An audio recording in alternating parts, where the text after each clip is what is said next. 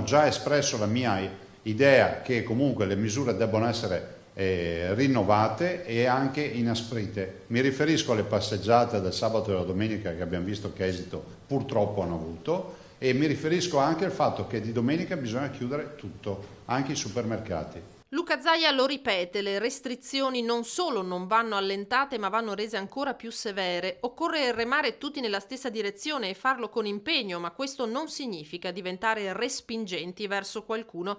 Il riferimento è all'Alto Adige, che ha emesso un'ordinanza di allontanamento di turisti e non residenti.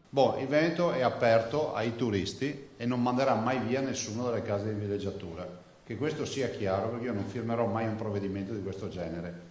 A meno che non accada che l'emergenza sanitaria sia tale per cui non ci sono più medici per garantire le attività anche a questi cittadini. Ma non esiste che in Veneto dico a qualcuno che si trova sull'altopiano di Asiago, piuttosto che a Jesolo, o in Polesine, o il lago di Garda, o da qualche altra parte, che deve farsi le valigie e tornarsene a casa sua. Per noi gli ospiti sono sacri e restano sacri fino alla fine. Punto. Zaia risponde così quando gli si chiede se pensa che l'anno scolastico ripartirà il 3 aprile. La scuola, se la condizione è quella di oggi, secondo me va mantenuta chiusa. Non esita a definire una guerra quella che si sta combattendo. Zaia non vuole sentir parlare di decremento, seppur lieve, dei contagi. Non diffondete notizie positive. Di certo io non le diffondo, il modello noi lo conosciamo, non lo diffondiamo perché creerebbe solo angoscia e non è giusto, e anche perché siamo convinti fino in fondo che alla fine vinceremo noi, non vincerà il modello. Però diffondere oggi informazioni di natura tranquillizzante non ci aiuta per nulla, ma non è una strategia, è la verità.